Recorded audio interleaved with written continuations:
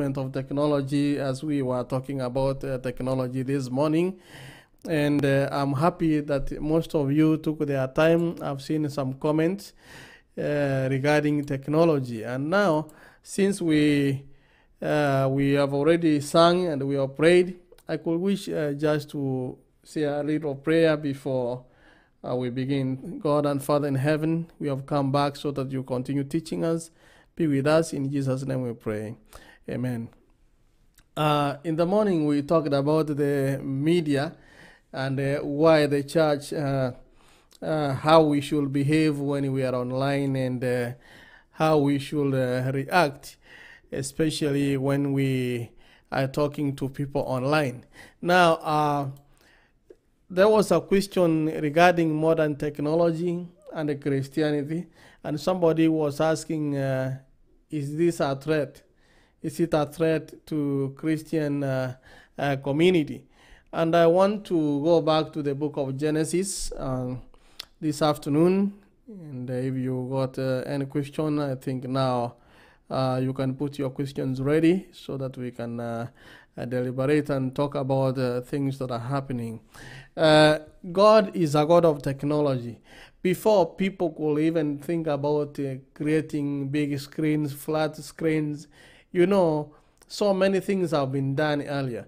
In the book of Genesis, you remember after the flood, there comes a rainbow. Oh, a rainbow is seen, and every man was able to see it. And whenever Noah saw that, he could know, he could tell, that takes me to Pathfinder club where, anytime you see the rainbow, you should remember as a Christian, know that it's not going to rain, or maybe the clouds are passing. No, you should remember that the flood came, and now God relented and he said, I'm not going to bring a flood again. I will bring indeed fire, and fire will destroy men. That's the essence. And the time you see the rainbow, that's, as a Christian, that's what you ought to remember. And now I want to read the book of Genesis chapter 1, verses 26 and to 28. It's a verse that most of you know. It's a verse that we all have read several times. It says that, so God created mankind in his own image. God created mankind in his own image. That is NIV. In the image of God, he created them. Male and female, he created them. Verses 28. God blessed them and said to them, be fruitful and increase in number. Fill the earth and subdue it. Rule over the fish in the sea and the birds in the sky, and over every living creature that moves on the ground. Brethren, that's where I wanted to end this afternoon, in the book of Genesis chapter 1, verses 26 to 28. You see, it is saying that God created them. Anything that we have in the world today could not be in existence. By the way, if you get time, go to John chapter 1, verse 1, where it will tell you that in the beginning was the Word, and the Word was with God, and without the Word, nothing that was created could be created. And therefore, we come to verses 11, 12, 13, 14, that Word came among us. He lived as a human being, and then from there, people who were supposed to receive him, his own, rejected him, and they killed him, and that is Jesus. So we come to realize then this Word is Jesus, and therefore if verse 2, 1 and 2 says that nothing could be created without him, then we can tell that the one who did all the creation then was Jesus, because God created through the Word. And therefore I'm not going on that direction, but what I'm saying is that, God is a creator. He's the one who created everything, and it is in his power to create, and if you read further, he's the one who is able to give and take life, and no other human being should. So those who are human beings who are trying to take other people's lives, whichever you are doing, it's not your work. You are doing something that... so anything that has been done the origin is God. It is God. It is God who started the creation story, and therefore He created them in His own image. So whichever you are doing, Jeremiah continues by saying that the potter and the clay cannot claim that I am superior than the potter, because the potter has all the authority, has all the power to mold and make his art in any way that in any shape that he wants, and therefore we are the clay, the work of the hands of God, and therefore we cannot claim to be superior, to be more knowledgeable, to be more intellectual, to be having more wisdom than God Himself. And therefore, whichever that we possess, whichever knowledge that we have, comes from the Lord, and He is the origin. The first message I want to talk about is that modern technology is an issue that you and I will have to face in this era, new era that we are talking about. By the way, the world is changing at a rapid pace, and my friends say that if you can't move with the Spirit, it will move with you. Therefore, it is really moving. We have microelectronics, we have cybernetics and artificial intelligence. Perhaps very soon computers we not need people to program them, since they will be able to program themselves and even correct their errors. When I type on Microsoft Word, it's able to rectify some things, spelling check. When I do, actually, if you go, the Apple now, they have Siri, and in the homes now we have Alexa. My friends who may not be aware of what we are talking about, those are technologies whereby you can press a home button and say something, and the phone is able to recognize and search for those things. Alexa Home, now you say, hey, put off the lights, and the lights go just off, and such things, Google Home, such things. That is how far technology is moving. And by the way, very soon things are changing. Even the cars that we were being told that are able to drive themselves, the car that you sit down and they drive themselves, oh, they are already here. That you don't even do anything, they sense by motion that you move next to the car, it opens. If you programmed with your maybe, let's say, biometrics, is able to sense you that, oh, what you do, you say, oh, okay, open the door, now let's go. You say where you are going, and then it's able to hear you. Such like things. We have cars presently as we are talking that you are able to speak through the Bluetooth. Even when you go to the car, before I can even enter my car, my phone is already connected and the music is already playing. Even when I'm seated here, it tells me that your car is parked such and such miles away. And it tells me that, oh, this is the time that you parked here and it has not moved. And now we are able to track, even trace. Even when I go to church, I'm able to see, oh, I did not put the lights off. So I touch my phone and say, put the lights off. And the lights turn off from wherever I may be in the world. That is how far technology has gone. And some people see it as a threat to Christianity. How can they say it's a threat, this modern technology, to Christianity? It is because of the events that are taking place right now. One of the things we need to know, and I want to say, is that we should be cautious not to accept every option that the modern technology makes available to us. In as much as we want to evangelize to all the generations, we want to be on every media platform. Yes, we will be able to do that, and we thank God for this technology that has come, but we should be cautious. We should have be cautious not to accept every option. There are so many options that the modern technology avails to us. In fact, modern technology is proceeding at such a rapid rate that it is presenting society with more options than we can handle. Things can never be that were never issues before, simply because they were impossible, have suddenly become issues today. You can see people didn't used to talk about families. Now people can talk about families online, and everyone is an expert now in family matters and in family issues. That's why we say, in as much as we want to talk about technology, we don't take everything that technology avails to us. We should be cautious, because it is not everything that, as Englishmen say, is not everything that glitters that is gold. So we should always be careful on what to take.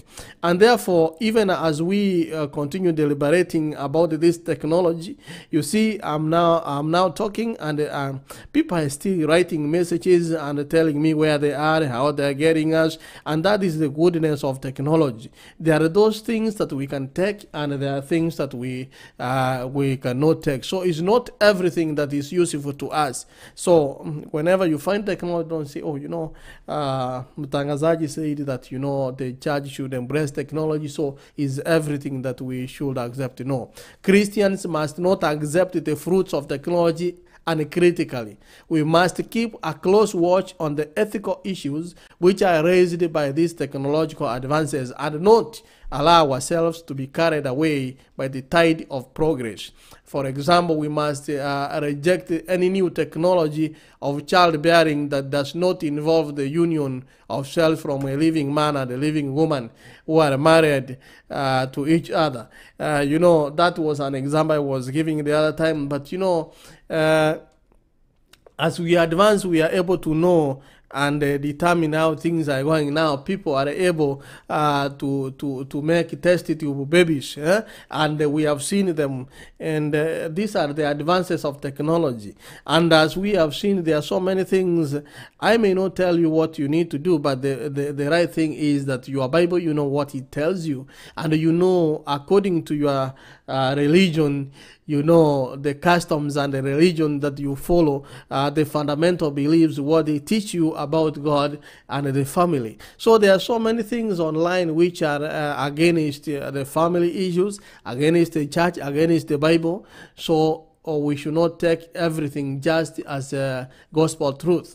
We must critically look at it and say, does this go hand in hand with the Bible? Does this go against the Bible? Or what does it say? So we must be aware of God's commandment, not to be the breakers of such commandments, but to be people who are able to continue and also keep the commandment. Remember, in the morning we said our presence online is very vital, and I'm not saying that we should repel, because especially now, let's talk about surgery. Surgery can be done through a very tiny incision, and such things can be done. We have now a teleclinic whereby you can talk to your doctor online. We do a lot of things online, and we are able to get the services that we need.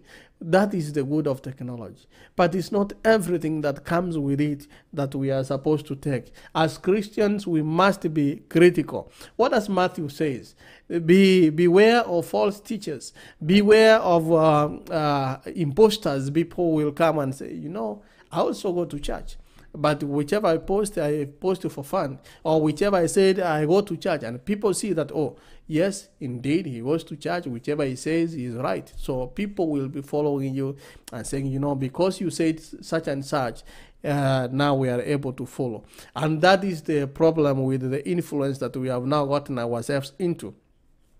When you say something, especially on social media, not many people will come back to critique that which you say, or your statement, because we, or most of us, are afraid that if I say something, people will not be happy with me, and therefore, if they are not happy with me, some of them will block me, they will unfriend me, or I may not be able to please the people that I intend to please. And that is a hindrance to another hindrance that I want to talk about, that everybody wants to please everybody except even yourself, because people are tending to take the life that you see The last time I was in, I was there last year. We went to Grand Canyon, remember, and we were walking everywhere, and that was really good.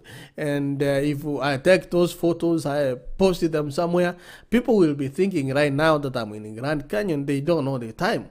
That's how people play with the mind of others online, and you see, it is. It is easier for Christians to be trapped in such a trap also, so that they can keep on lying and doing other things that are not true. So if you, maybe I'm here, I posted my status, I'm in Kenya right now. So my friends will be saying, oh, come visit me, here you are. That is how technology can take us. Right now, I'm able to operate, I have, by the way, I have some other things in Kenya, and if I want to control my computer from here, I will just log online, and on my laptop, on my desktop here, I'll be able to control it, and I will tell it what to do. So basically, wherever I want to be, I can be with technology. And I can even check in, even when I'm here, I can check in that I'm in Arizona right now, Phoenix, and the people will believe that. You see, that is how far technology has taken us. So there are so many things that the technology teaches us, but we must oppose any technique of going against the commandments of God. You know, one of the commandments is about telling the truth. Thou shalt not bear false witness. And if you bear false witness online, as we said in the morning, you know, there are things that we are supposed to do in person. The same evangelistic campaign we should take in person is the same evangelistic campaign that we should take even when we are online. Number two, we should not be totally opposed to modern technology. That's the second point I want to talk about this evening. There are people who have decided in their mind, who had made a decision in their mind that whichever that comes, I am going to oppose. At first, when the app for the Bible came, people were really opposed to the Bible, and they said, you know, something, there's always a fallacy, or maybe some people want to spread out of ignorance or out of free will, who just want to spread things the way they want, because people are social beings and people must talk, and therefore once we must talk, we don't find any forum, we always make our own forums to talk. So when the app for the Bible came, some people began saying, you know, there was those dark ages, you remember, and the Bibles were burned down, and it was forbidden for any man to come and open the Bible, or if you could be gotten with the Bible, you could face the music, meaning that you could be persecuted. And many during those times of apostasy were killed, and they were persecuted because some of them stood by their faith, and they said that we cannot be moved. And quoting Sister White in Christian Service, she says, you know, the world is in dire need of such men who can stand even though the heavens will fall, but they will be here. Remember the way Daniel and his friends says, you know, they said, you know, our God will deliver us, but even if He will not deliver us, even if He decides not to deliver us, we will still not bow. Such are the men that are in great want right now. And therefore, there are people who have made it a decision in their heart to oppose anything that comes with this technology. Be it, people will be saying, you know, people want to bring this up so that they can collect all the Bibles, burn them, and once they have burnt all the Bibles, and then they will now come and delete this app from the stores and the app store, and then you will remain with no Bible at all. And by the way, I ask myself, you have the Bible in your home. You have the Bible everywhere you want to be, you can be with it. How many times have you taken to read that Bible, and how many times do you open your Bible? It's all about your habit. It's not about wherever that it is written. And I've always said this last time that, you know, God has communicated to people in several ways in the past. In the recent past, He talked to in the ages past, actually, he talked to Moses through a burning bush. And you see, all through he has been talking to man in various and different ways. Jesus appeared to people through the prophet, and they were saying, remember how his path, the incarnation came upon and to be. How he has been communicating to people in various ways. In my African tradition, there is a time before I was born, my grandfather tells me that, they used to make some noise that the whole village we know that something has happened. Whenever you hear a certain type of voice, you understand that now there is good news here. Whenever you hear such a thing, you say, oh, there is bad news here, because they had a specific way of communication. And during those times, it was very effective because, yes, there were a few people, not only a few people, there were a few hindrances, not only that, and people took communication seriously. In nowadays, things have changed. But still, God has not changed, because the Bible says He's the same yesterday, today, and forever. And therefore, He has not changed, and He will not change, by the way. God is the same, and He is communicating His messages, the same message, in different platforms and in different ways. In those olden times, He appeared to Moses in a burning bush. And in the olden times, when He told Moses, you're going to read my children out of Egypt, take them to Canaan. He talked to him and he told him, I have my own GPS. The GPS right now, I remember when I came to this country, the GPS was not in existence. But what we had is Google Maps and MapQuest. We could go to the map and type a map and print it out so that we follow the directions. And whenever I get lost, I pull my car into the gas station, ask her, where do I need to go to? And then the attendant was supposed to tell me maybe make a U-turn or give me directions. Those are the ways that I used to operate. And most of us know many places without using a map, without using a GPS, which is the right way. But before even then, God had instituted in His own way, the way He could lead His children. So He sent a cloud, and the cloud was leading the Israelites out of Egypt. And Moses was looking at the cloud, and God was leading them, His own GPS. Before we could even talk about the flat screens, God already came up with this big screen whereby I can write something on the sky and the people are able to tell. You see, God is a God of technology, and we read that He created man in His own image. So there is nothing that we can do that the Lord has not instituted, and there is nothing new, as Solomon says, that nothing new under the earth. Everything has already been done. At times I see that we acquire a little knowledge and we start bragging and saying, I'm the one who has achieved. One time I was asking my friends, when we finished elementary, that's primary school, I told him, we are very happy that we have graduated, but unfortunately, we are not the first ones. There are people who are in high school. And then when I went to high school, I was very happy that I've graduated. And I also found people who have graduated and they passed well than even me. And I realized that, kumbe, there is not all that I do that I'm experiencing the first time. I'm not the only, I'm not the other, and I'm not the finish of these things. They have already been done.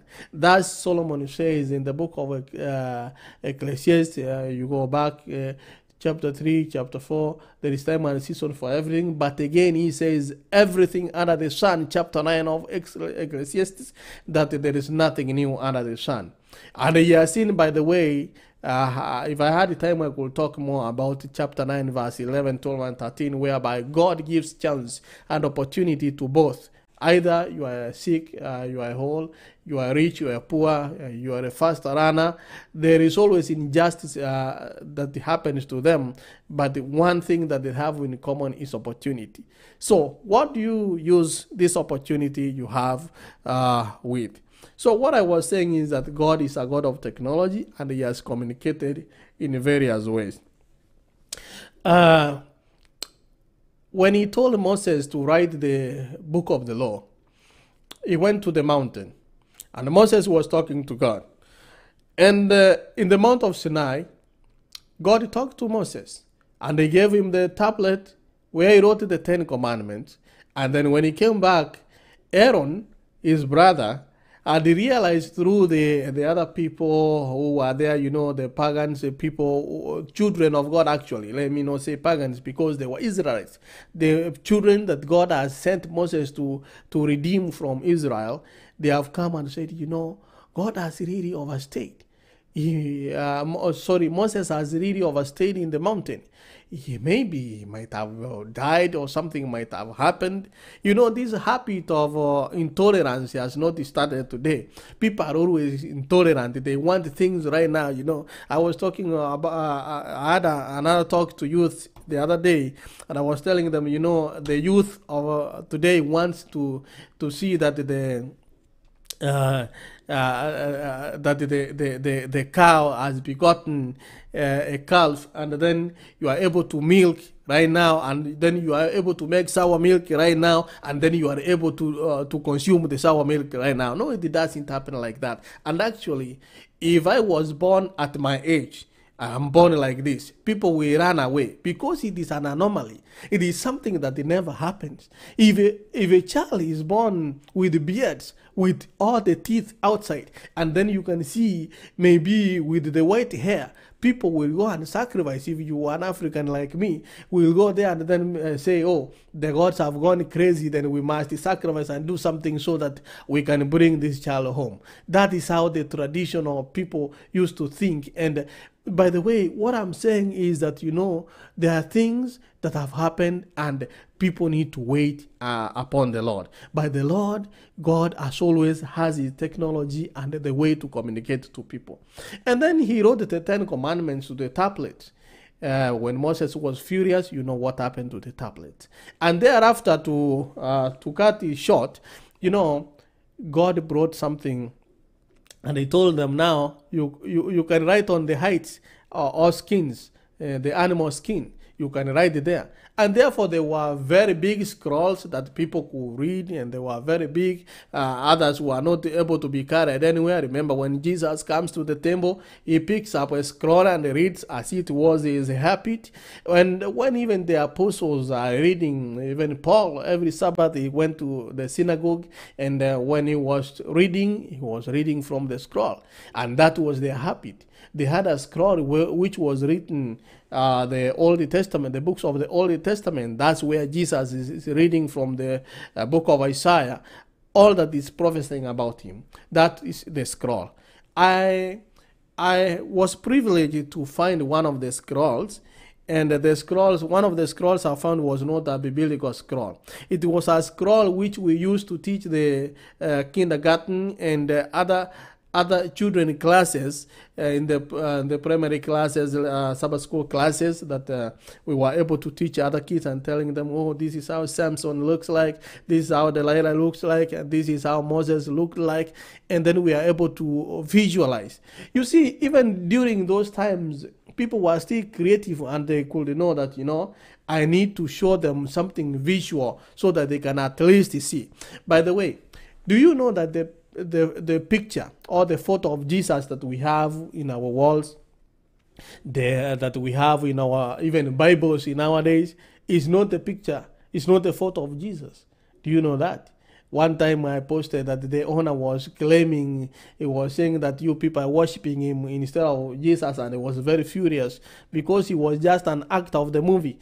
And people took pictures, photos from there, and they are put everywhere that Jesus of Nazareth, which is a topic for another day. And so is to inform you that the photos and pictures of Jesus you have, they are not of Jesus, but they are for somebody else. And therefore, that is how technology has advanced.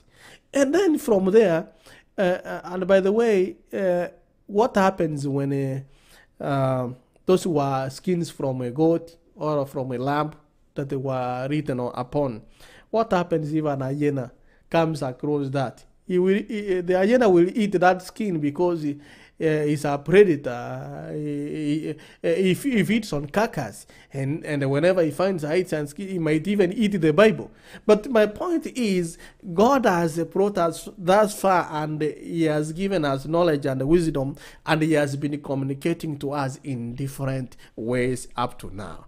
Now, in 2020, God is communicating to us. He has been communicating to us through other gadgets in the Bible that we have, the cactus.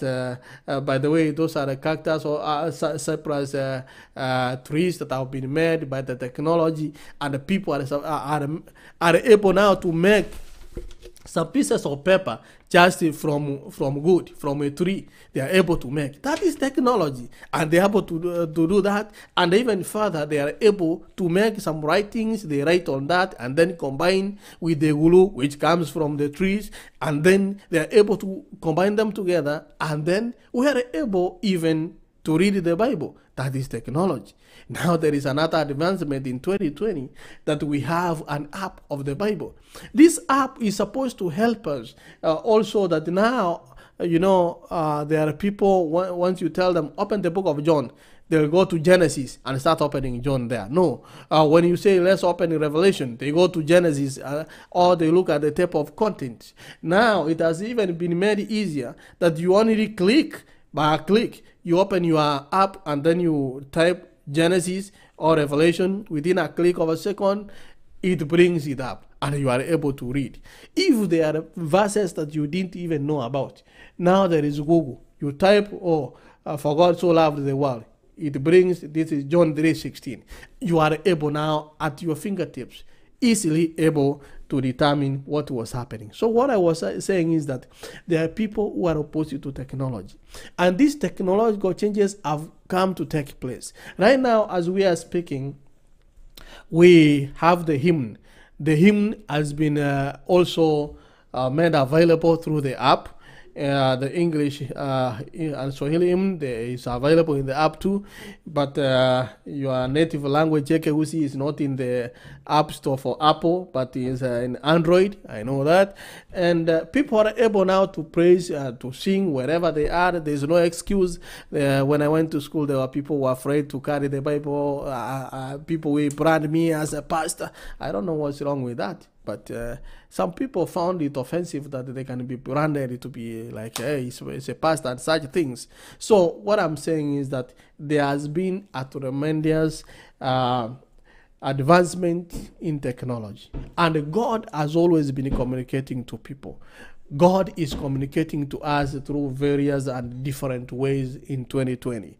And one of the ways during this pandemic, God has communicated to us is through social media, through the platforms that we use right now, the virtual platforms, and we are able to reach people.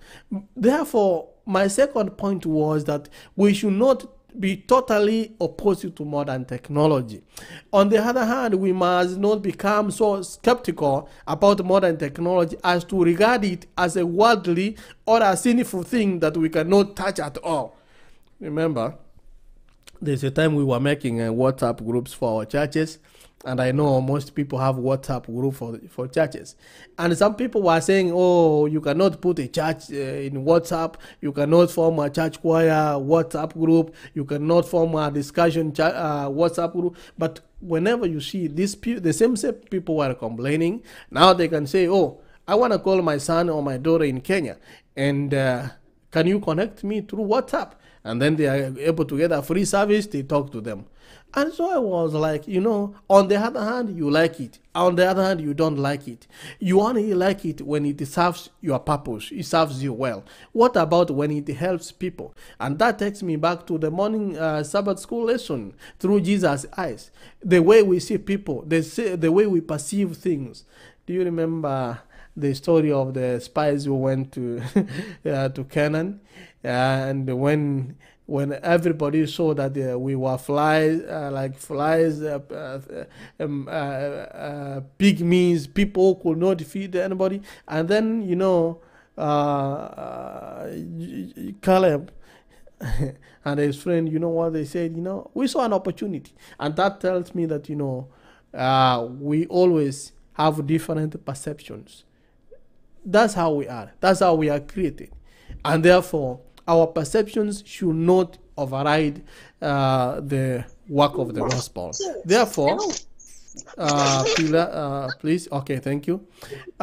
Therefore, there are some today who have a phobia for technology, and they see it as a threat and an enemy of the church. In the eastern part of the U.S. here, there are a group of Christians who are like that. And they even say that we are not able to accept such things. Whenever you open a Bible, they tell you, no, I don't want that Bible. Open the physical Bible that I can see. And actually, again, just a bit of warning. Even the hymnal that has been put here, due to technological challenges and human error, there are a few or many errors here. Like I was singing hymn 309, the third stanza, the way it says is not the way the hymnal says. The third line of the is changed a little bit. There are a few changes here, so you should be keen, and you just simple mistakes like those ones. Some are made, omission. Others are errors of commission. Somebody wants to do it deliberately to confuse people, and somebody wants to do it in his own way. And others are just mere human mistakes. Therefore, we should not disregard the technology as a whole thing. So as I wonder, I want to say that does the Bible talk about technology? Technology is the outcome. When we read Genesis, that was verse 27, chapter 1, 27 and 28. Technology is the outcome of God's mandate to man. We must understand that there is nothing inherently evil in the nature technology. It is the natural outcome of the mandate which God gave man in Genesis chapter 1 verses 27 and 28. That so God created man in his own image. In the image of God, yes, we read, he created him, male and female, created them. And God blessed them, and God said unto them, be fruitful and multiply and replenish the earth and subdue it, and have dominion over the fish of the sea and over the fowl of the air and over every living thing that moveth upon the earth. And therefore, friends, man has developed the science and the technology in response to God's command to subdue the earth and exercise dominion over creation. Therefore, science, as I can say, conclude this evening, is that it is man's attempt to observe, to understand, and to explain the operation of the universe and its inhabitants. Therefore, technology is the practical application of the knowledge gained by science for mankind's benefit, which brings portions of the universe under his control. We are stewards of all that God has created. And as such, we are responsible to him for both the preservation and the productive use of all the world's resources to the benefit of man and for the glory of God. This brings us to a second and last perspective, friends, of technology from the Bible. And that is, technology is to be used for man's benefit and for God's glory. Therefore, the first technological feat, friends, recorded in the Bible is in building of the ark. And I talked about that earlier. A huge wooden structure that God commanded Noah to build. And this ark benefited not only the human race, but also all the species of the air and land creatures that would that God had made. Therefore, friends, as we conclude, it also brought glory to God, manifesting his mercy and grace to a sinful man. The next technological feat recorded in the Bible, however, was designed only for man's benefit and not for God's glory.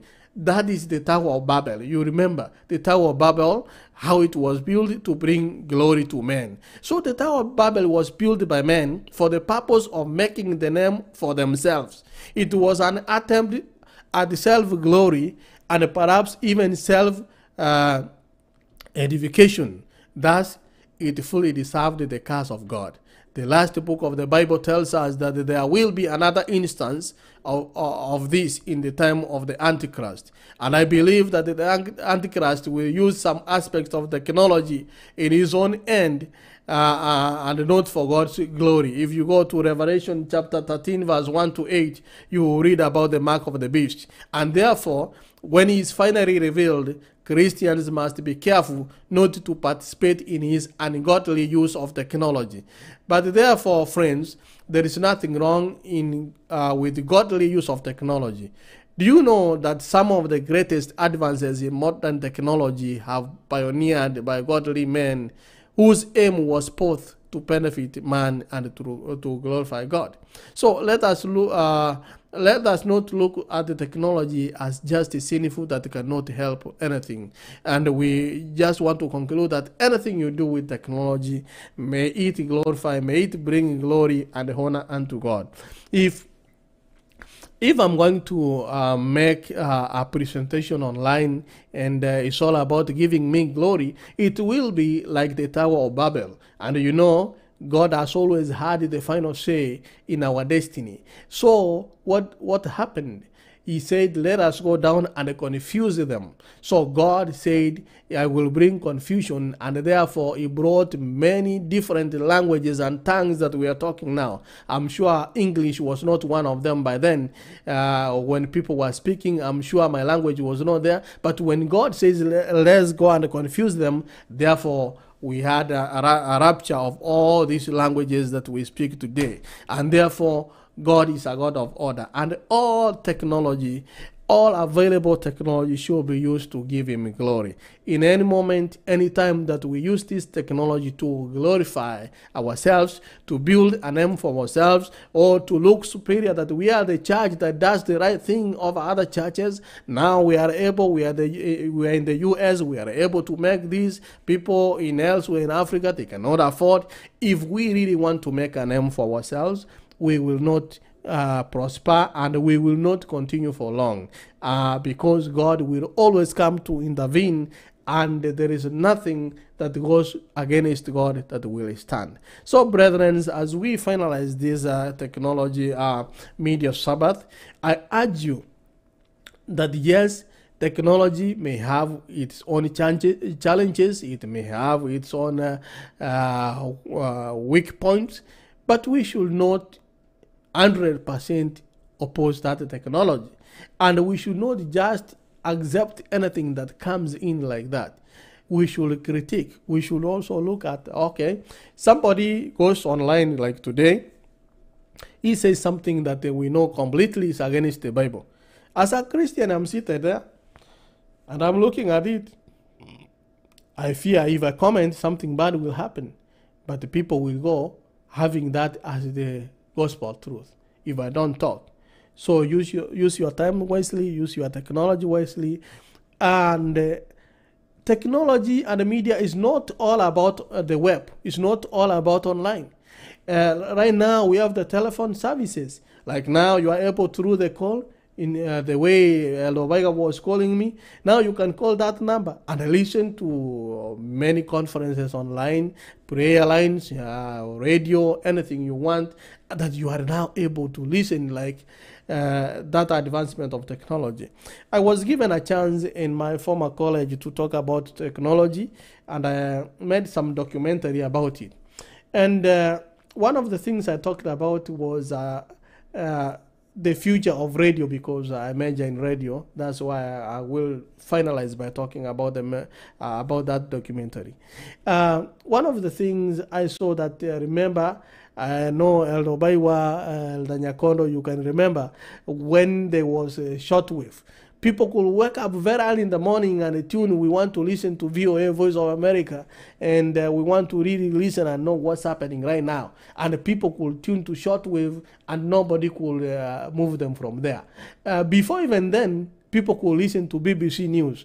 And at that time, there used to be a wire, an area, which they stretched long enough for them to have that reception. And they were able to listen to that. That is shortwave. People were really very happy. And then all of a sudden there was midwave. And people were, oh, okay, MW. So there was midwave. And in a little while, there was now from midwave, we had FM stations. By the way, right now, if you buy a radio, you won't find most radios with shortwave or with even midwave. Most of them now have only FM stations. What happened to shortwave and midwave? They are depleted. They are gone. And that's what happens with technology. Technology will always come and go. Right now we were talking about 2G, calling on 2G. Now we are on 3G. Now we are on 4G. And in fact, now I'm on 5G, and people are saying, 5G is associated with this pandemic and other things. We will talk on the move, but the truth is technology will always be on the move because it is moving. Now, what I was saying is that, that is how technology is.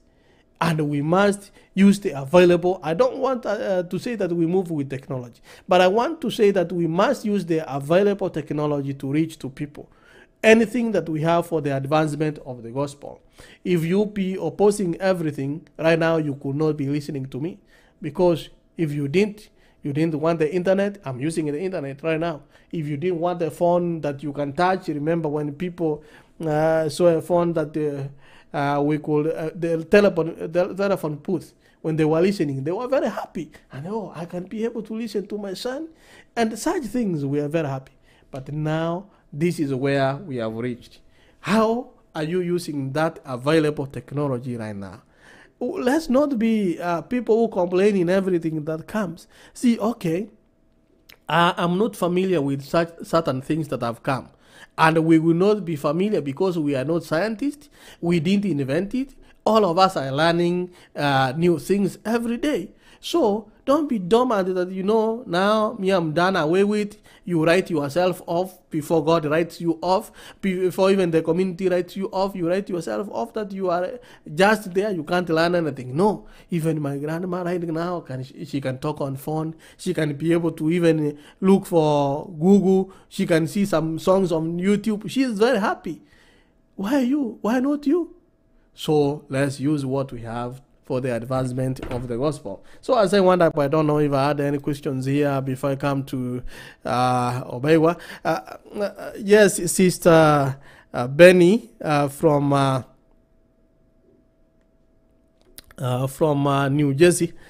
Lately, I've not read the Bible. I will get back. I love the book of Proverbs. Thank you so much, and may God bless you. Helen Bochere, she's saying from Kisi South, Mugurango. Right now, as we are talking, she's able to get us loud and clear. And Asuma is saying, watching from Kabi. I don't know where that is. Ruth Jr., there are so many people watching me. And Steve, Heavenly Blessed, live from Kenya. Kiganda, Rosiomao. Oh, there are so many people I can't read right now and finish. But I want to say thank you so much for tuning in. Thank you for watching. And we are live at Arizona, the Kenyan Fellowship Church in Arizona. And any moment, I want still to retaliate to my earlier statement that any moment you get a chance that you are in Arizona, don't hesitate to reach out to our friends. They are always our people. God has always had our people in every place and everywhere that you go. So don't be idle and maybe don't be isolated and say, I don't want to share with people. No, it is not the habit of Christians. Anywhere you go, find out if there are people of your faith and fellowship with them. With that much being said, I just want to pray before I come back to Elder to wind up, maybe if there are any comments so that we can take them. Let's pray. Our Father and God in heaven, we thank you for this moment. Yes, indeed, you have communicated to your people in various generations, in various available means of communication. And now we have seen that you are using technology and all the available means of communication to talk to us. Lord, open our hearts so that we can listen to your word, and more so create in us new hearts so that we can listen to you and live by your word. Where we erred as human beings, we ask you for forgiveness, and more so prepare us for your kingdom. This we ask in Jesus' name. Amen. Amen.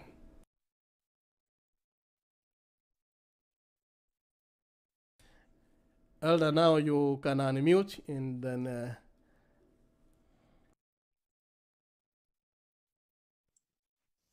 Elder Whitework.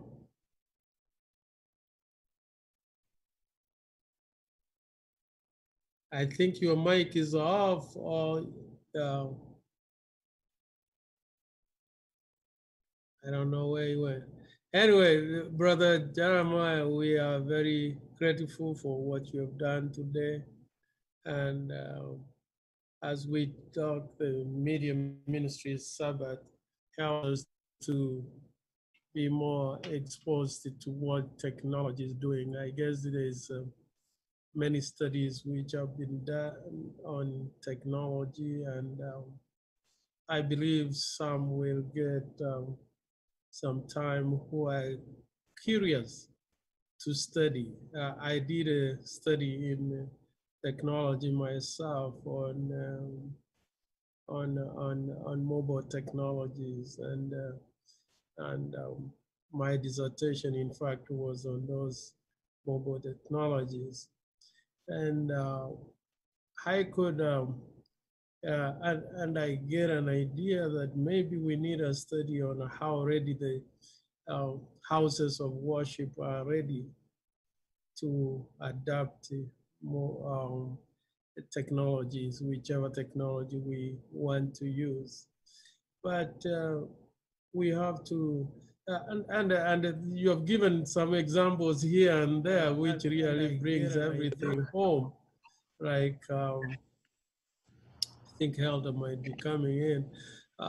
When I came here, my family to talk to me on phone, they took a whole day from where my home to Kissy, and they wait on the put, the telephone put, whereby we designated some. They stayed there, and sometimes I call and I find parents from Yamira or from wherever. They say, "Oh, my son is there in New Jersey." I say, "I don't know New Jersey. I've never been to New Jersey. Just call him, tell him your dad is out here waiting." And they took the all day to get to Kissy Town and go back, and sometimes the phone doesn't go through. Right now, I talk with my mom and she has a phone next to her bed. And sometimes she doesn't want to talk to me. She says, "I'm tired." I wonder, what is this? What has changed? And that tells you how technology has advanced. Elder Baiwa? Hello, am I able to be heard? We can hear you, but we can't see you. I think you X'd out your video. I don't know what might have happened to my video. I wanted to say that technology has changed in a very short time. It's about 20 years that technology has greatly changed. The telephone booths you're talking about that people used to use in Kisi, that was my work. I used to come all the way from Nakuru, and I was going around the country to make sure that those booths work. And that is the time I was telling people that our time is coming when we shall have superhighway communication, and the whole world will be a global village. People could not get what we were saying. But today, in less than or about 20 years, technology has changed completely. It has changed the world, and here we are. And that's why today we are having a study on the media, on the technology, so that our people, the Christians, can be able to use this technology. We should not fear it. We need to use it so that we can reach God's people. Thank you so much, our brother Jeremiah, for the presentation. I want to give this time to people who may have one or two questions or any contribution so that we can wind up and release our brother. Thank you and welcome, whoever has something to say.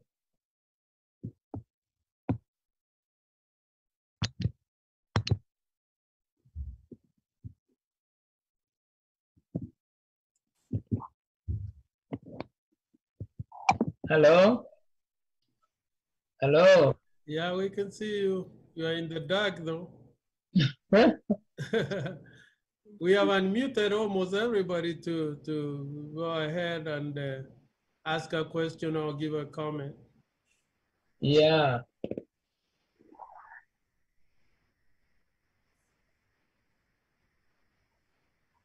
Maybe I will add a little bit. Okay. Yeah, I just want to comment, maybe I'll say just an opinion, that technology is good, but everything that comes, there's nothing that is 100% perfect. It will have its good and it will have its bad.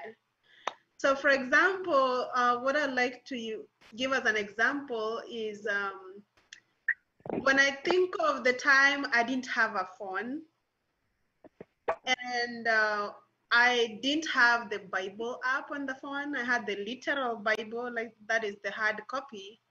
I was able to remember most of the verses. Like I can, like we could say back home when we were little children and we could recite some verses during the camp meetings.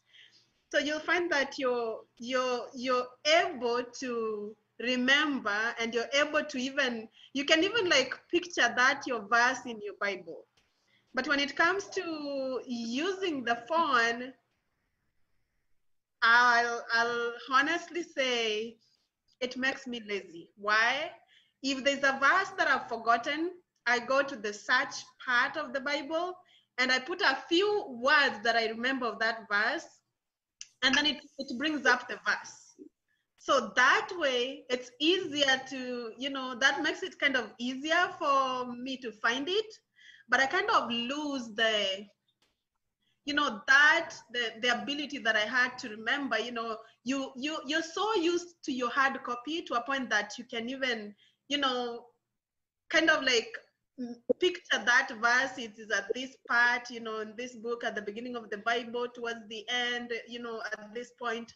But when now we have the phones, that kind of became it kind of like killed that ability to know so many verses and being able to like automatically open them and know where they were. And another thing, it will make it easier for you to know how the Bibles are, like the books of the Bible, how they are arranged and which one comes after which one. But when we come to the app, you click on the app, open the Bible, and all the books are paraded there. You just click on the one you want. So now if somebody had to close all the Bible apps and give us the hard copy, and we go to a Bible challenge of, can you open this book in 1 second, in, 2 minutes? I believe it will be chaos, because, it kind of, to me, I'll say it kind of makes me a little bit lazy, though it helps because, all the time you have your phone wherever you're going. So kind of if you want to open the Bible, it's easier. And also it's easier to be distracted. The moment you want to open your Bible, a message comes in, somebody calls you, wherever a message comes that totally, sidetracks you, and you even forget what you are doing. So yes, the technology is good. And we can't deny that we don't want to have the technology. That means you have to, I don't know, this world will be like strange if you don't want to embrace technology. But kind of like the Bible says, be as wise as a serpent. Know how to use this technology so that, it doesn't swallow us. It doesn't become, though maybe it's already there, like it's ruling us. We are not ruling it anymore. It's ruling us. You can forget a Bible, go somewhere, you feel like you're sick the whole day because you don't have your Bible. You don't have your phone. But somebody can drive, you're like nearly, maybe you're going to church, like, I don't know, 50 minutes drive. You're all the way, I don't know, 3/4, halfway going there, and you realize, oh, I don't have my Bible. Somebody will be like, oh, I have the phone, you know? So I feel like there's something it's eroding in us, but, you know, we have to find that balance. Yeah. Thank you. Thank you. Any other contribution, any question? Hello, Yeah, can I be heard? yeah, we're hearing you. Thank you very much for the topic of technology, and it's so good to us to know what is the cause, how technology has advanced our spiritual ways. But I'm one of the victims who don't anyway appreciate it so much, because as my sister already said, it has brought a lot of confusion. It has made people, they are not struggling in any way. They are advancing in doing what? They're doing the things from where it is they are. Most of the things I can say that the technology has brought in is only nothing but confusion. Satan is moving very fast. The way is moving very fast to advance technology, to confuse, bring confusion to the people, more especially those ones who have not got exactly the word of God. They are being confused inside. They don't get exactly what they're supposed to do. They are being confused to elsewhere. I can say, as my sister said, in fact, let me use it, what I said right now. We used to have Bibles in the church, but these days we are carrying cash machines, which are always destructive. With me, I agree. Yeah, my brother has brought in that it has advanced so much in reaching people. But who are those ones who are being reached? Like now, those ones who are being reached by cash machines are those people who knows who knows about what.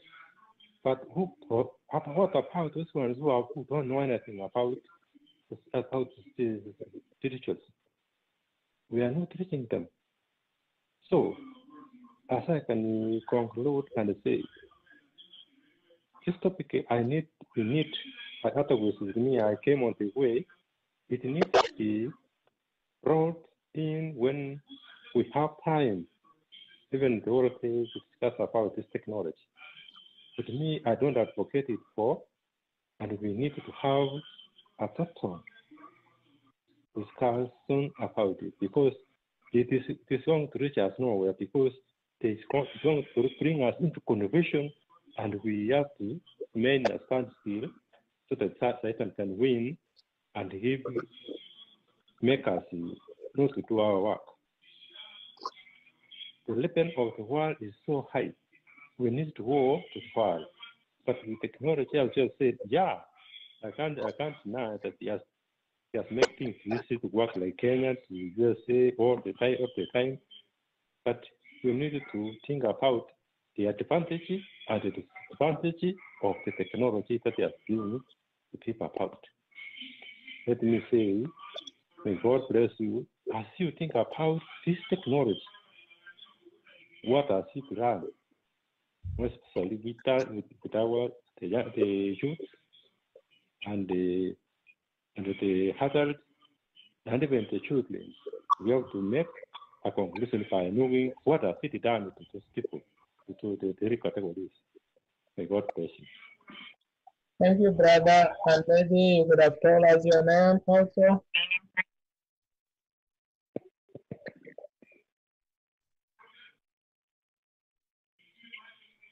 That's Michiako Mara.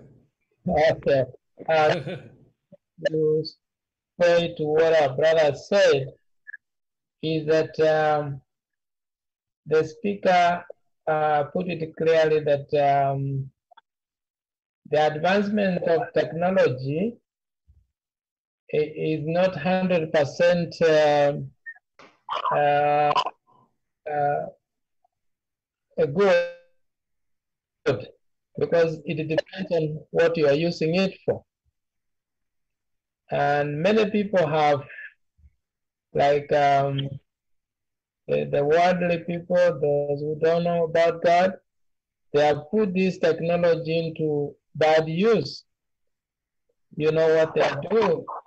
They put all the garbage in the technology, which is ruining our people, our children especially. So technology, depending on what you are using it, it will be good for you or it will be bad.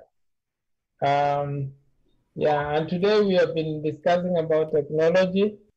I wish you came early in the morning also, we had it. And we will also have it later some other times again. We need to discuss much more as we move, because as we are moving into more of technology, we are moving into more issues that are negative, and of course positive things are also there. As you heard our sister say, all the times we used to cram our verses. Now we don't. I remember what I used to do when I was working in the telephone company. Before the mobiles came, I used to grab, to memorize all the numbers of the public telephone booths. Like now, I was in Nakuru, and I could remember a number of telephones in Kisii, general post office outside there. So I could remember the numbers, and I could call there to find out what's happening there, how the queue is. Well, if there's a long queue, I would add more.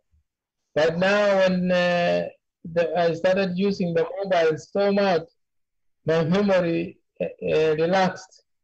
Can't remember some of those numbers. When I was living in the company, I had really depended on the mobile, on my mobile for anything. For a number I need, I go there. But before that, I could remember even telephone numbers for my church members offhand. I could remember them. I could call them when I want to call them. But now later, I depended on the mobile so much, I forgot the numbers. When I need somebody, I just have to scroll, look for the number. So technology hasn't been all that good, but we're saying we need to use it also. We don't remain behind. That's what I could say. I don't know whether there's anybody else who would respond to what our brother has just said. Yes, And yes, I just want to add something to what my brother said. Yeah, it's a good insight. And as I said earlier, you know, these things, we were not born with them, and we didn't institute them. So we are learning every day. And that which is of which we can use, like now, if you can hear us through the phone, that is technology. If you can call a friend, tell him Jesus loves you, yes, that is the technology we are talking about, not necessarily social media only. and that will be great. You know, when Paul in the book of Acts chapter 27, he was praying that he really wanted to go to Rome, and he had no means to go to Rome. And some people were sailing from Crete, and they really wanted to go, and they said, you know, I'm afraid that most of you might perish on the way, but God has promised, he appeared to me that he will save me, and therefore he is going to save me through. And then, you know, he really wanted to go, but he had no means. But eventually, God provided a way that he had to be captured, taken against his will to prison. And then those people, you know, said, no, let's take him to Rome so that we can jail him there. In that way, that God provided the way where he wanted to go. In fact, God provided a different way. God is providing a different way out of our comfort zone that we can reach people. What if you have found yourself there? What are you going to do? Now we need to focus on that. And I also want to read something, you know, because of time, that's why I say it like that. That there is another point I didn't say, that technology must never replace God as the object of our trust. Simply because modern man mistakenly, he thinks that he does not need God anymore because he has now achieved a relatively high measure of security in life through technology. And it has become like a God to him, the fact that technology is not worthy of our trust because it is imperfect, and it's always, it will always remain, by the way, imperfect, as I said earlier, as long as man is imperfect. And therefore, we are only definite that there are so many limitations to what the technology can accomplish, and we must not be held spellbound by the illusion of the omnipotence that it sometimes has. Only God has unlimited power. Therefore, we should always know that, yes, there are so many things that have come with. If I'm not able to write, let's think about the mail. If I was not able to write a letter to somebody, I could be opposed to it, or else I didn't like it, yes, I could be opposed to it. But that did not stop people from writing a mail to sending to people. No, people were still writing a mail. Those who are writing those mails, can you do something that will reflect God's people? Not all of us will go to social media. Not all of us will go to Facebook, to Twitter, Instagram, or even YouTube. Not all of us will find a chance to step even the pulpit of your church. So what are you doing in this technological era to advance the gospel? Finally, the microphone that you are using in church, do you know that's technology? When people cannot hear you properly, that's a hindrance to communication. When you can speak, people can't hear you properly, and then the machines are making a lot of noise. Somebody has to go sit there, balance the machines well, so that we can be able to hear you. And the more audible you are, the more clear you are, the more clear all your message is understood by clarity. And that is technology. Through technology, now we are able even to speak through the microphone, and it amplifies the sound, and we are able to hear that. Oh, that is technology. Those are the things that we are talking about. If there is anything that can modify our communication, anything that can edify our people to bring glory to God, that should be held with all respect, that we should hold it and keep it. But if there is a limitation, as man is always limited, I heard somebody say that man is unlimited. Yes, to some people, but God has said that only God is unlimited. Man has always had limitations. There is always limitations of man and how much technology can take us. But through God, we will be able to spread the gospel, and that which we can, let's do it. Thank you. One more so that we can close.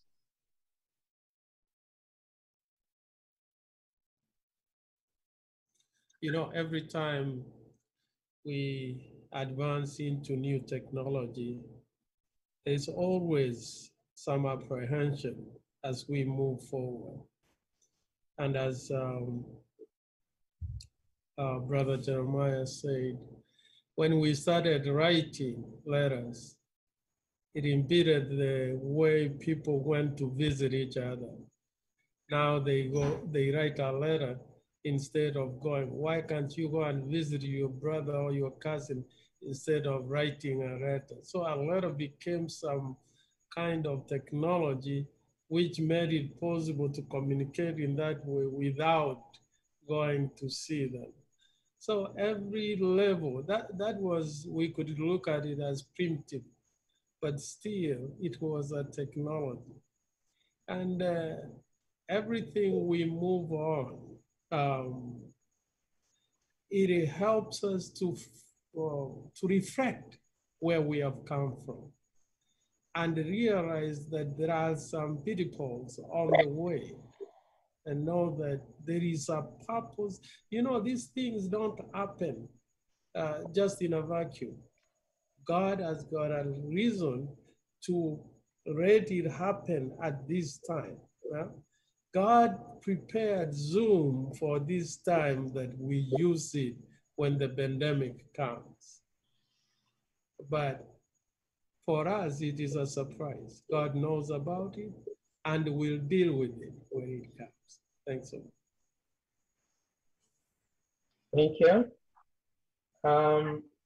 It looks now we have come to the end of our discussion on our topic today about media and technology. So I want to thank our speaker who has been with us since morning. I know in Texas where he is now is about is 7 now. It's at night. Thank you for being with us. We had Kenyans, other people who tuned in from Kenya in the morning. I know this time they are asleep. They didn't come in the afternoon. So as you were saying, you are talking to a lot of people all around the world. And all this is technology, that the word can spread that fast. When I was working with the telephone company, I remember I went to Kericho, a place they used to have their radio.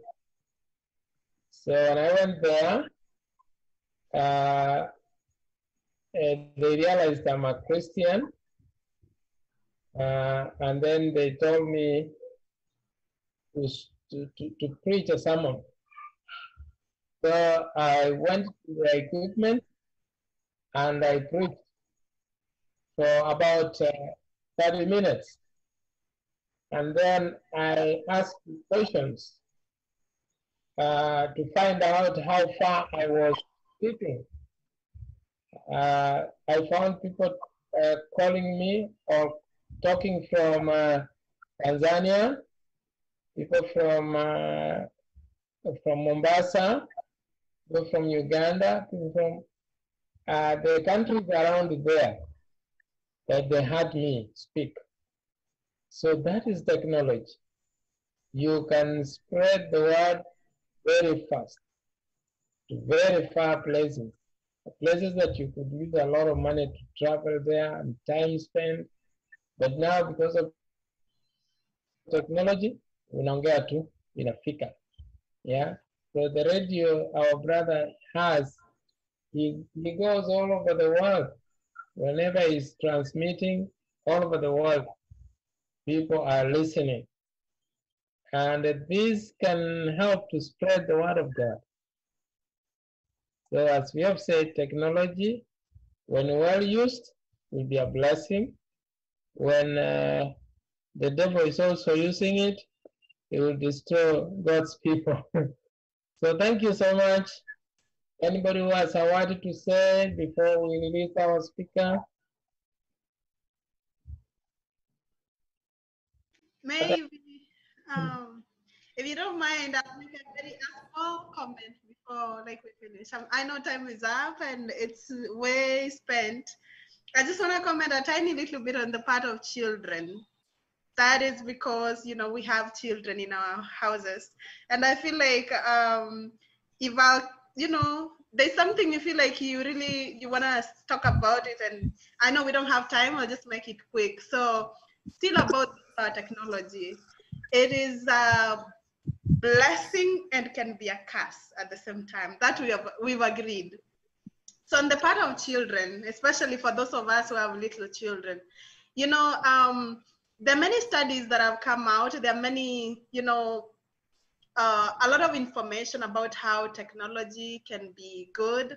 For example, during this COVID situation, you know, our children, we don't anticipate them to go to school any sooner, but at least they'll keep studying because of technology. They'll be in the house doing the virtual studies because of that technology. And that is a positive thing to, you know, to them. But there's a time we had gone to a camp meeting and they were talking intensively about how this technology affects our children. So I'll give an example of, there's this one kid who had a birthday, and then you know, friends came, you know, the way they buy gifts for the birthday, and then one of the friends bought her the headphones. And this is a little kid who really doesn't have a phone, and but now she had a headphone. So it was a big deal, like, hey, mommy, I want to use this for, I want this, I want that. And so when this kid tried to use that using the mom's phone, and the mom was like, you know, you can't be doing that, and I need to keep that headphone until you'll be, you know, you start using it later. It was like now a tug of war, you know, it's my birthday gift, you know, how you want to take my birthday gift, you know, it's like the mom is tied, like, it's my gift, you know. And there was a story that was going around in these WhatsApp, you know, groups about some gentleman who was saying, people say that this COVID situation is like a summer break for the children. He was like, for me, it's not a summer break, because he lost his son and he attributes it to, like, he was taken by COVID. But for real, it wasn't. When he tells the story, it wasn't COVID, it wasn't coronavirus. So his son, you know, really wanted some kind of gadget, and you know, this boy, because of temper tantrums, he kind of smashed it to the wall, and the father was not happy with him. He was like, you know, that is not right, you can't do that, you know. And it was like, but daddy, can you buy a different one? The dad said, of course not, I'm not gonna buy that, not until you do something to show up for it, so that I can buy you a different one. Like, be nice to your sister, be helpful to your mother. And so he gave him some rules, and this boy did his best to, like, please his dad so that he can buy that gadget again. It sounded like it was expensive. I can't remember the name, because I don't know all the toy, whatever, kids toy, all the names. So this boy did his best, not because he's doing like, okay, children, honor your parents and, you know, be helpful, like Jesus used to, you know, help the father in the carpentry shop. And so he was doing with an aim of being paid. So after I did all that, the dad bought it again. So he was a happy boy, and all that energy started going down of like helping and all that, because he received what he wanted. And so he was so happy, waiting, preparing for his birthday to show friends of the new gadget that the dad bought. And so he went to his room, whatever he was doing, by accident, that gadget broke. It was very expensive. He didn't know how to approach his dad again after having smashed the first one. And he did all he could to get this boat. And now his birthday is around the corner. He doesn't have the gadget. So he could not like fathom how to face the dad and say, you know what, again, it's messed up. So what he did, he hanged himself in his bedroom. So the younger sister went there and found him hanging there. So he came and told the dad, you know, dad, come see what is happening here. So she was just shocked. She didn't know what was going on. And then when the dad went there, he found like for sure this boy killed himself because he could not face the dad because of just a gadget. And also we get to learn that the more children are on the face of the screens, even their thinking capacity, you know, it's kind of like they surrender their thinking. They let the computers think for them. It's like that their critical thinking goes down. And also the temperament of the children. So I could notice a little bit when you let the children use these gadgets, and then, you know, they're used to just being passive, just listening. It's like they're just absorbing. They're just, you know, absorbing, because they can't talk back to the computer. So when now you take the gadgets away and let them socialize with other kids, it's tough. Why? They're not used to socializing. They're used to just being passive.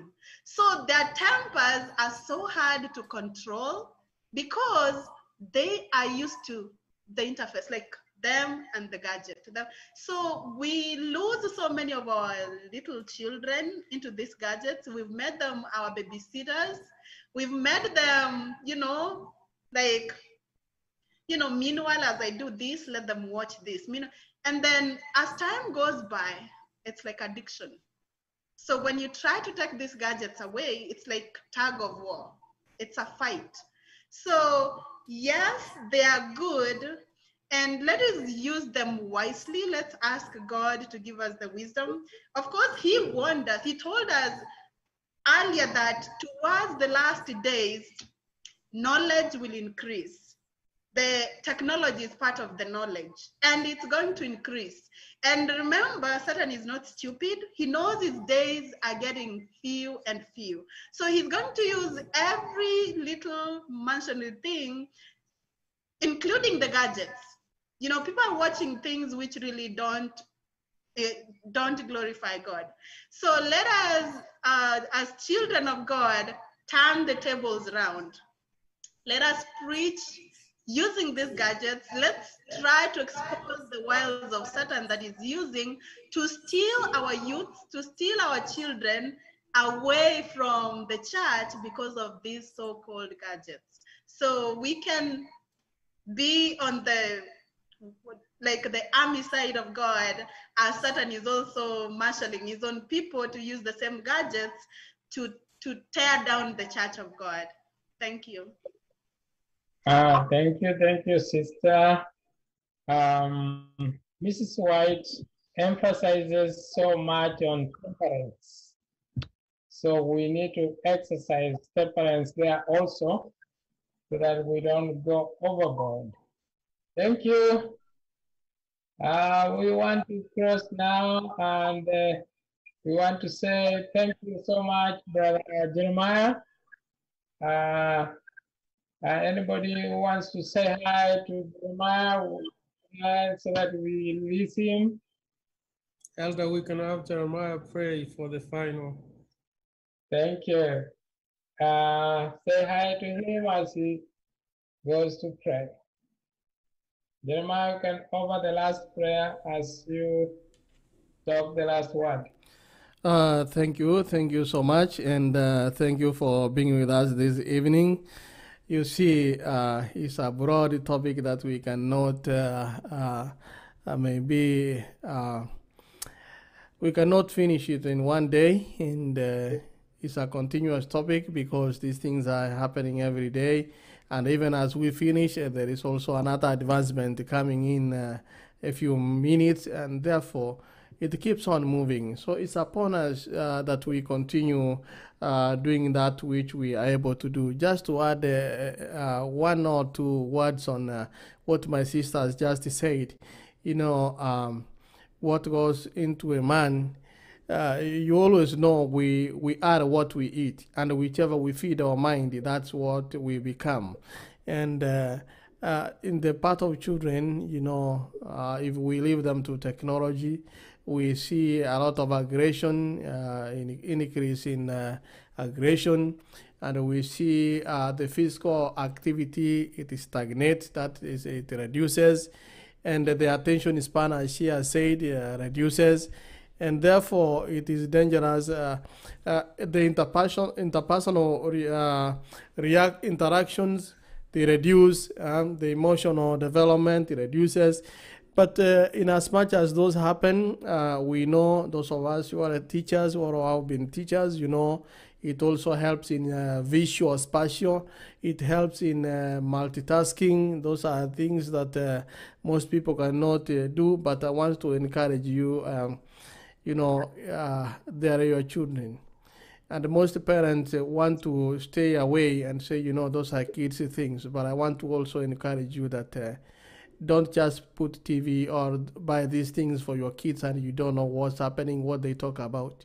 You should know, if it's a cartoon, what that cartoon is teaching your child. There are some behaviors, there are some words you have never uttered from your mouth. You will eventually hear them from your son or daughter. Then you begin wondering, I am a pastor, I'm an elder, I never watch such things. Where do you get these things from? It is because you have left them unto them and you don't know what they are watching or listening to. Yes, it is a difficult time. When the angels of God were going to heaven to take reports in the book of Job, Satan also found himself there taking reports. Wherever there is a good thing, wherever God is doing something, Satan is always there with a counterfeit, roaring like a lion because he's not a real lion. So he's always fighting. The great controversy didn't start yesterday. It started from heaven. And now you know the eventuality of the devil. Therefore, everything that happens, the devil must portray himself. I was reading the book of Revelation where it was saying that now I hate the acts of the Nicolaitans, but now you have allowed him, even is in the pulpit. You know, Satan now is in the pulpit, even preaching. You think that he is somebody talking about God, but you find that some people are spilling really a lot of hatred from the pulpit, and maybe some fallacy from the pulpit. You open your Bible, you say, oh, the Bible doesn't say like this, and but we listen to them because Satan has always manifested himself to counterfeit God. And finally, anything you do without moderation is always dangerous. We like food, and the food is for the stomach, and God says both the food and the stomach shall be destroyed one day. So what I want to say is that even food, if you don't take food in moderation, you know what happens. If you take too much sugar, you know you end up with diabetes. You don't eat enough nutrients which are supposed to be eaten, you get kwashiorkor. So you get a deficiency disease. And therefore, in everything you do, you have to have moderation. Even the good food that we eat, you know, we were eating something and Satan brought some poison and put some food.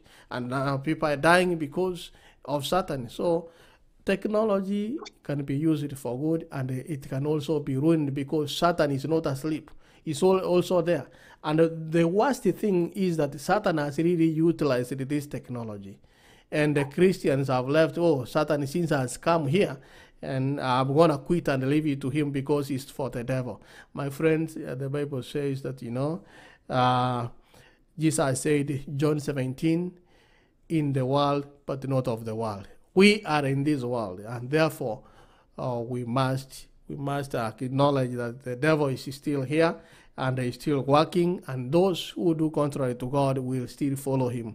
By the way, Matthew says even in the last days, he will try, even if that time was not cut short, he could even confuse and convince the elect so that they could follow him. So it is by the grace and the mercies of God that we ask that he may grant us knowledge and wisdom, that we might discern the right things that we should do and yearn to use this technology in the right way. We are praying, Father and God in heaven, we want to glorify you this afternoon.